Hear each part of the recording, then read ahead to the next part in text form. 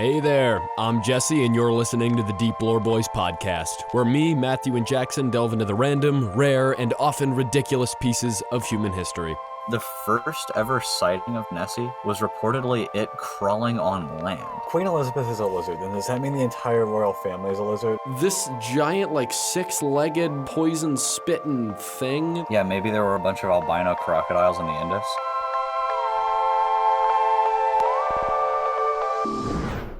So I'm sure you guys are familiar, somewhat, with the theory that multiple politicians and world leaders amongst us are actually shape-shifting lizard people.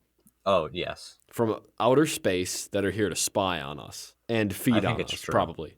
I think that they live underneath of Los Angeles. Is that right? I think they're all going to crawl out. Yeah, because if you find... Oh, what is it? It's like the LA lizard tunnels, I guess. Yeah. Okay, January 29th, 1934. Lizard people's catacomb city hunted.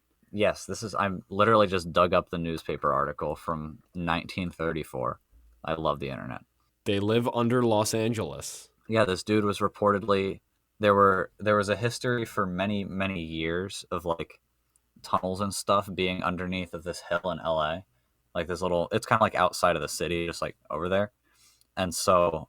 It was this old Native American legend, apparently. And so this guy was like, I don't know what's going on. So they began digging down, and he reportedly found a whole, basically a Dungeons and Dragons encounter. The reptilians in this, massive underground catacomb. And apparently they had, tons of gold and stuff. Man just dug down. Next thing he knows, somebody's roll for initiative. Man, so wait, the man literally just dug straight down and found, a dungeon. So, okay, wait, who was this man? I want to know about this man. So, here's the goofy bit about this man, is that he claims that this happened, right? He says that there was tons of gold and stuff down there, but he didn't get any gold. He doesn't have any of it. Nobody really knows why the reptilians didn't try to, eat him or, do anything with him. And nobody can find any of the tunnels or catacombs that he was talking about or his initial tunnel that he would have dug to get to them. Nobody can really find anything at all on it. And the man has also basically come up with a lot of crap over the years. Oh. So if it was just what one man claimed, I don't think it would have made an article, honestly. Okay, hold on. I think I found it. This must be it. Okay, so this doesn't start off well. It starts off in the 1933. So I don't know who wrote this, but we're going to go off of it. In the 1933. It says, mining engineer George Warren Schufeld related stories told to him of hoppy legends describing a race of lizard people who 5,000 years ago built 3 great underground cities near the Pacific coast, including one beneath Los Angeles. Los Angeles area? They were Hopi, not Hoppy. Hopi. Okay, I may have mispronounced that. We've mispronounced everything on this podcast. Yeah, we're dumb Americans. Apparently, Schufeld incidentally developed a device he called a radio X-ray and announced that he had located tunnels in a treasure room containing gold objects beneath Fort Moore Hill in downtown Los Angeles. Oh, okay. And then after acquiring funds to do some excavating, he obtained permission from the authorities, and apparently it looks like he did drill a 350-foot shaft. But the work was interrupted by cave-in concerns.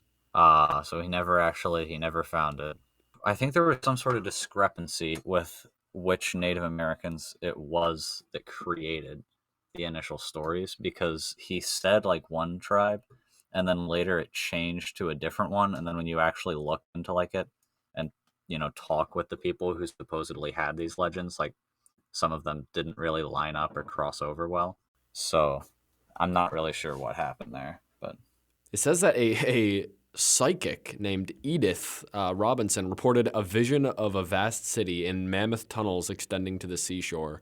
So it is weird how, I don't know if it's kind of because some of this spawned from Native American legend or what, but you see this with aliens and Bigfoot too, but what's weird about the lizard people is it's almost always a very, very religious sort of thing. It's almost I don't know if I want to use the word spiritual, but yeah, it definitely has.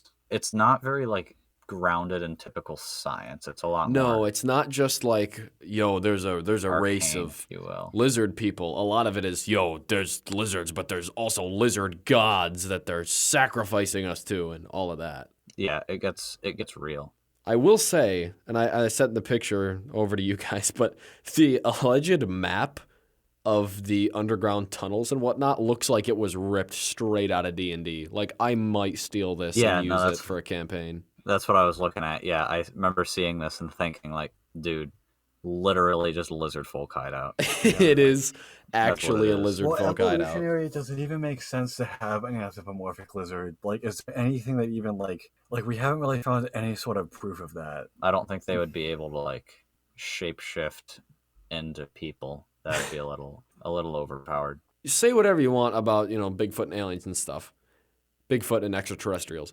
But there is at least, like, you can gather that, okay, people do have weird experiences, and there might be something going on here, whether it's, people seeing something natural and mistaking it for supernatural, you don't really know. But with the lizard folk, there's, like, at least from what I've found on the internet, there's not a lot. Yeah. There's, like, some really shifty, like, one-man stories about encounters with the lizard people, and that's it. In fact, from the research I've done, this kind of all started with a guy called David Icke. He was a soccer player who's just like, yo, guys, I'm just saying, what if there were shape-shifting lizard people among us who were, like, eating our children and stuff? I'm just saying. And then it took off. I get what you're saying. There's not a lot of basis.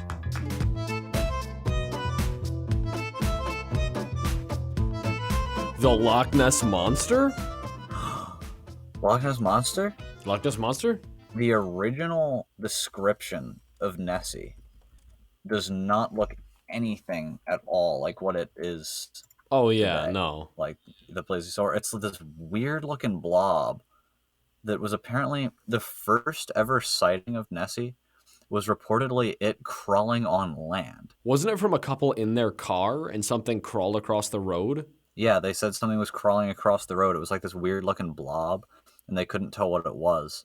Yeah, I'm going to skip the St. Columbia legend of the Loch Ness Monster. But in 1871 or 1872, according to Wikipedia, D. Mackenzie reportedly saw an object resembling a log or an upturned boat wriggling and churning up the water.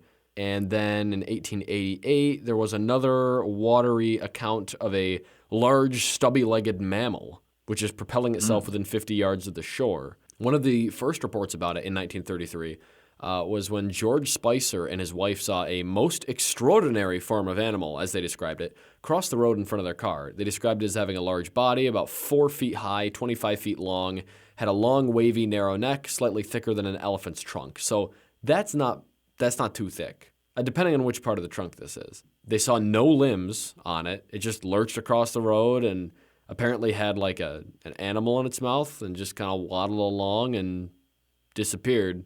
Their description of it, and I believe, unless I'm mistaken, I think they actually were able to get a solid like recreation of it, like they drew it or something.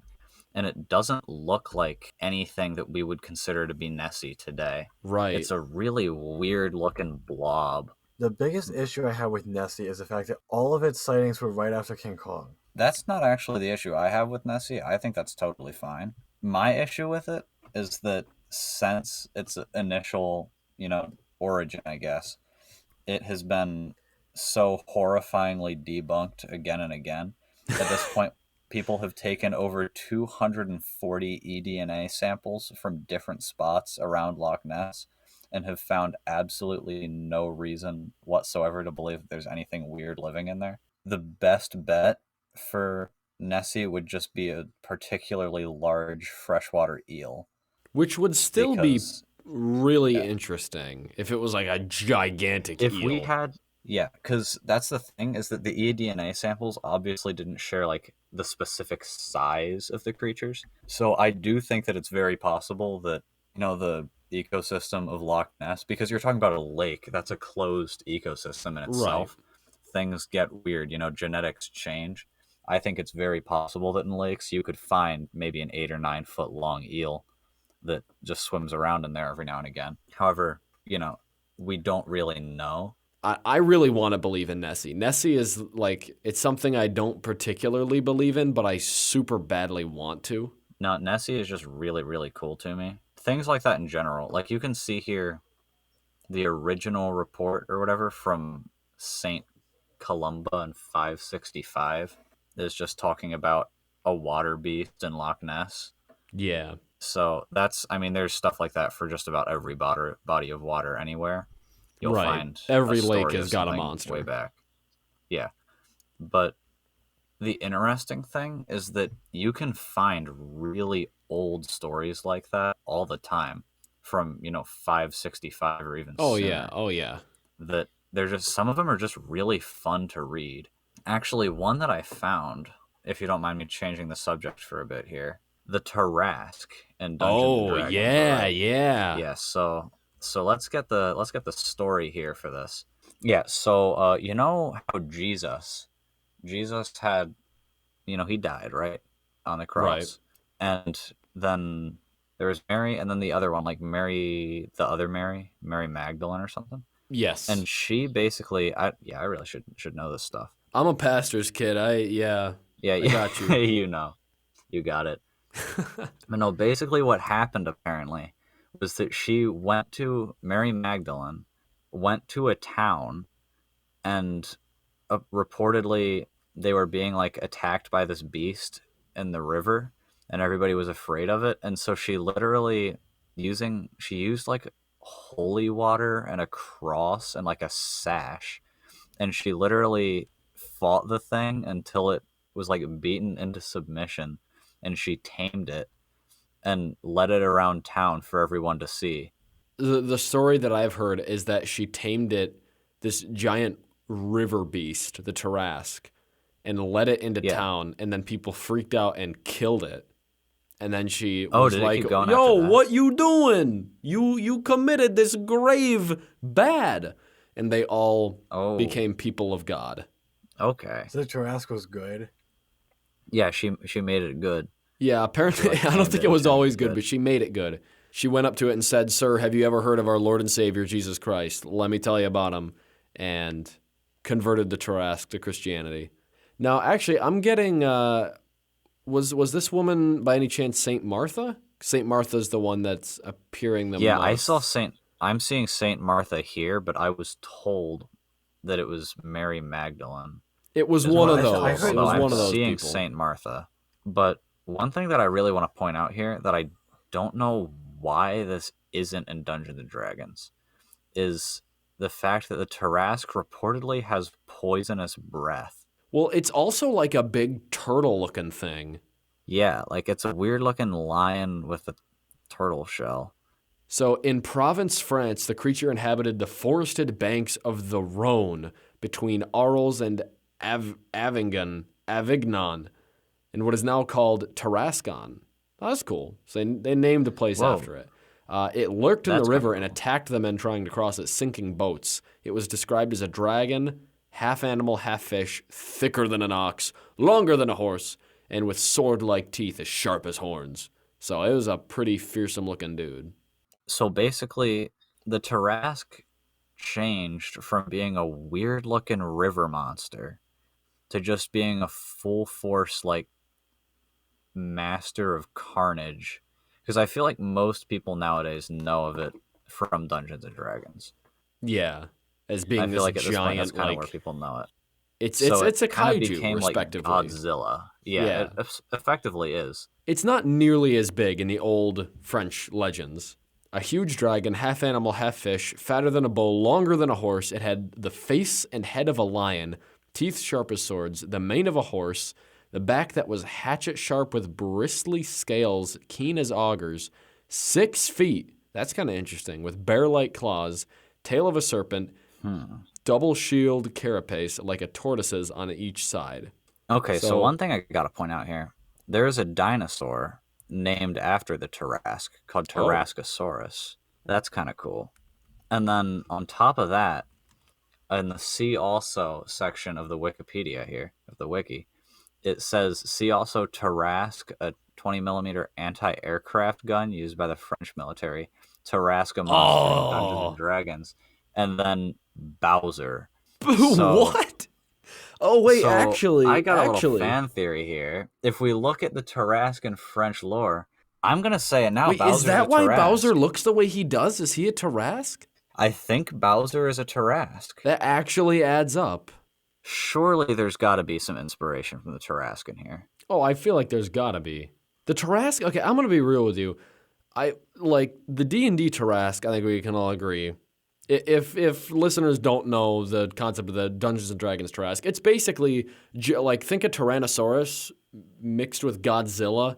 It's just kind of this giant monster that destroys and eats everything and is big, bad, scary. But the Tarascan folklore is much different, as you've surmised by now.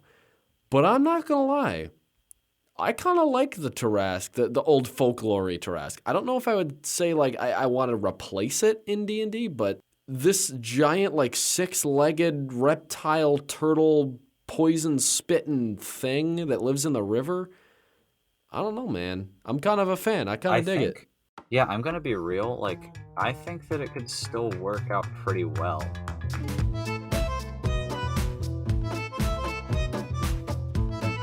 The Skolex, otherwise known as the Indus Worm. This is the weirdest historical creature like that. I heard about this the other day. This is the Indus River Valley. So think India, but like 5,000 years ago. But basically what it was it was a really big frickin' worm, 10 feet long, and it lived in rivers and like the mud on rivers and stuff. It was like this pale white worm, and it had two teeth that were like it was like one tooth on the top, one on the bottom. Just these square teeth, so it looked kind of like a beaver, I guess. Giant and it would apparently beaver just worm. crawl. It's a really creepy looking thing. And it would just crawl out of the water, like out of the mud on the side of the Indus River Valley, or on like the Indus River, and it would just eat things. So like you'd be walking along and it would just like jump out of the water and eat you. And apparently it would commonly just eat like horses and cows and stuff, anything that was chilling on the side of the river.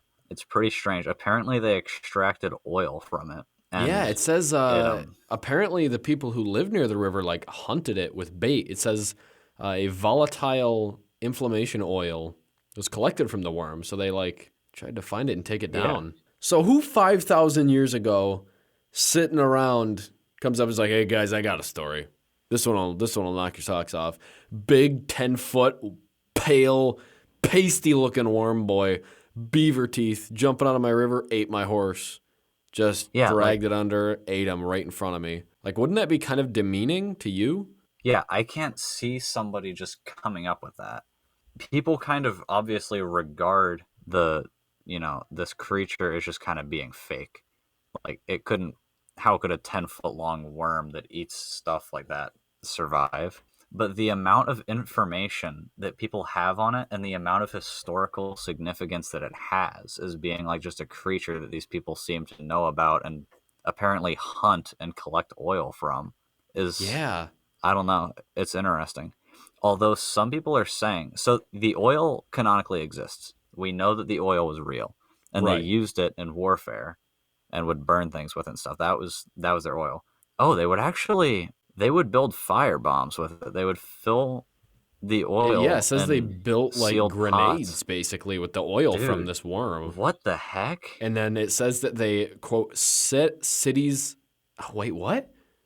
I quote, "This oil was used in warfare by Indian kings. Cities were set ablaze with oil-filled sealed pots thrown like grenades." So this was not like just one like cryptid worm in this one creek.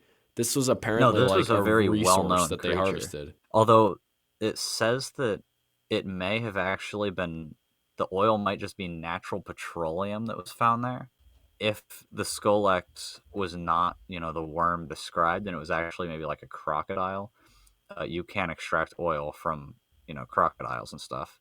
Okay, well, hold on. Etymology here. On the Wikipedia, it does say, Gustav Oppert in the 19th century reasoned that Skolex referred to a like-sounding word in the Indian language and was convinced that the word kuluk, or I'm not quite sure how to pronounce that, Basically, it could refer to crocodile.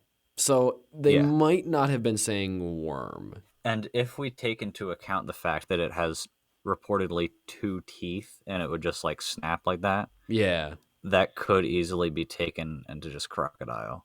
It says that worm or serpent king could also be interchanged. So Here's a goofy bit though, is that it could also be a river dolphin. Because river dolphins are pale. yeah, but do they have And 2 they teeth and produce- stick and come out of the water and eat your horses? Yeah, they ain't gonna do that. But they do have the goofy looking snoots. They would have the goofy looking snout as much as a crocodile would. That's true. The only difference would be they wouldn't. You can extract more oil from a dolphin than you could from a crocodile. I'm gonna say. That's true. And they did describe it as being kind of pasty, didn't they? Yeah. So unless maybe it was like an albino crocodile, maybe there were I a don't few know, of them. man. But I feel like a normal looking crocodile would have been more common. Unless maybe the albino ones were more common and they got hunted out. Yeah, maybe there were a bunch of albino crocodiles in the Indus. It says it ate horses, cows, donkeys, or camels. So it's got to be able to take down a cow. Nocturnally, it says. Because it burrowed in the mud bottom by day. Crocodiles, I don't think are nocturnal. And on top of that, like a crocodile isn't going to come out of the river to eat a horse. Maybe it would actually. Crocodiles have taken on some pretty big stuff. Yeah, I don't know, man. But, I mean, a dolphin certainly wouldn't. Dude, getting attacked by a dolphin would be so absolutely horrifying. Dolphin got real hungry, just decided to take down a cow.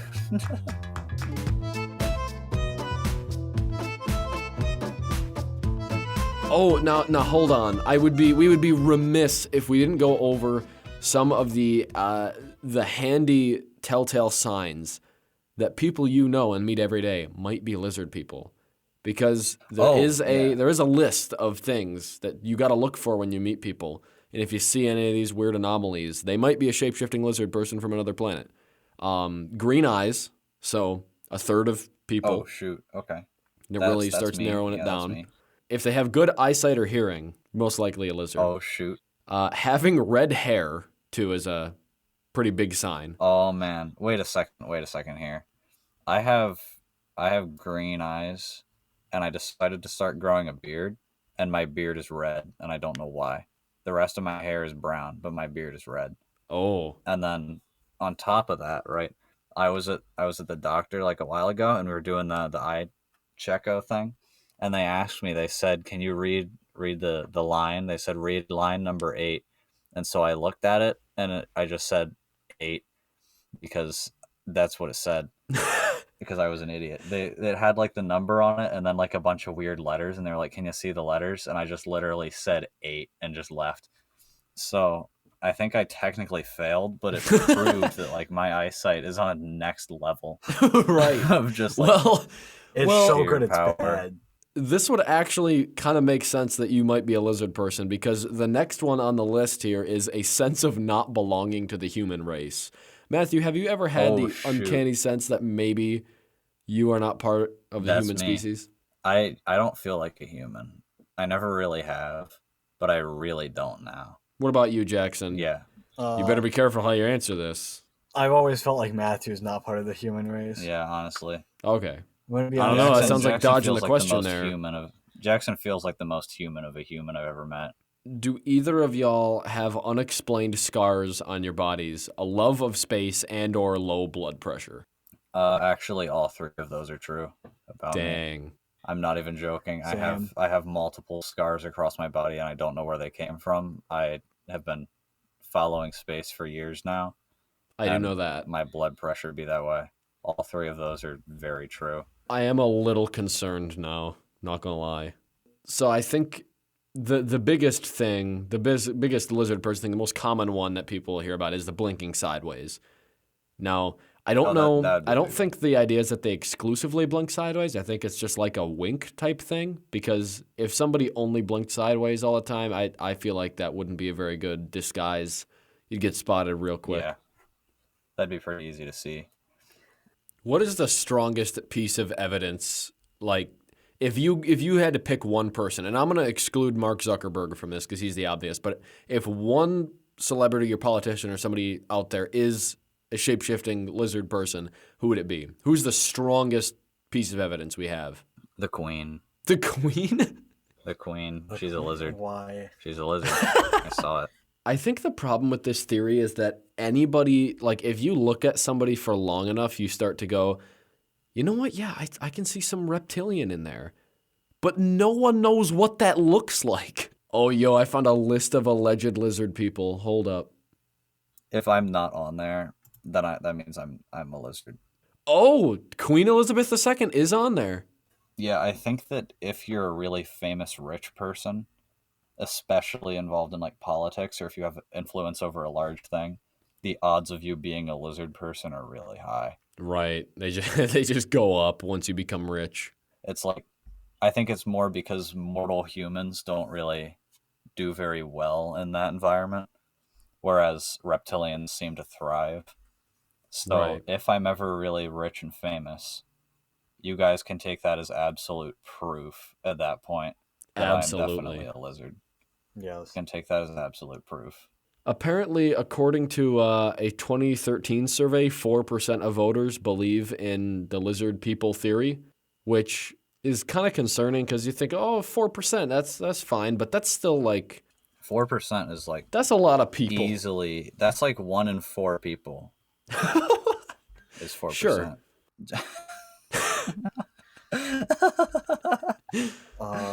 Dude, if 1 in 4, 4% is 1 in 4. Oh yeah. So think about this. There's 3 of us here on the podcast. Yeah. Okay. So assuming that all 3 of us don't believe that the queen is a lizard, which is not true because I do. So I would Right. be that 1 in 4. Okay. But if I wasn't, okay, say that I wasn't, our viewer, okay, if you're watching this podcast, there's 3 people here. You would be the 4th person, and thus you would believe that the queen is a lizard. You would be the 4%. So if you are a viewer of the Deep Lore Boys podcast, you are a reptilian conspiracy theorist by the laws of math. The laws of actual math do say that it would be around 12 million Americans. If it's 4% of voters, that's 12 million people saying, oh, for sure. And now it could be kind of a troll thing, but I don't know. This So is real. if Queen Elizabeth is a lizard, then does that mean the entire royal family is a lizard, or does that mean she's the imposter? It's very Oh. possible that she could have, the Queen Elizabeth we have today, could have killed the real Queen Elizabeth. That's true. Oh, like donned the disguise of Queen Elizabeth? Yeah, she would have like killed her and then shapeshifted into her, and then has been sort of playing the role ever since. Well, the lizard people conspiracies, they're very much from the...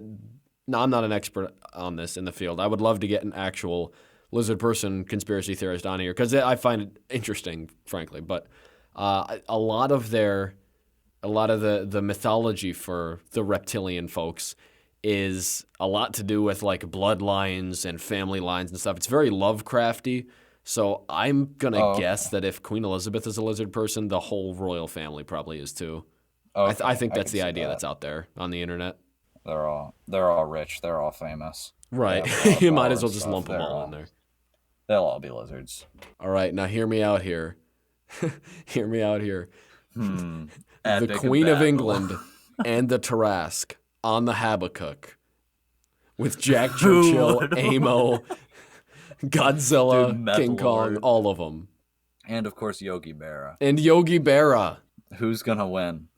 Who's gonna win? Who would win? This battle is getting more and more intense with every episode. With every episode that This goes is- by. I really want to gotta create make like sure a that big we're- Photoshop. Yeah, we image gotta of- make sure we're writing down all these characters. Oh, yeah. Hi again, it's Jesse. Hope you enjoyed this episode of the Deep Lore Boys podcast. You can find more episodes of our show on YouTube and Spotify, which we encourage you to share with your friends so we can grow the podcast. And drop a comment down below if you're feeling extra generous. We love hearing from you guys. Thanks so much for listening, and I hope your day is nothing short of interesting. Take care.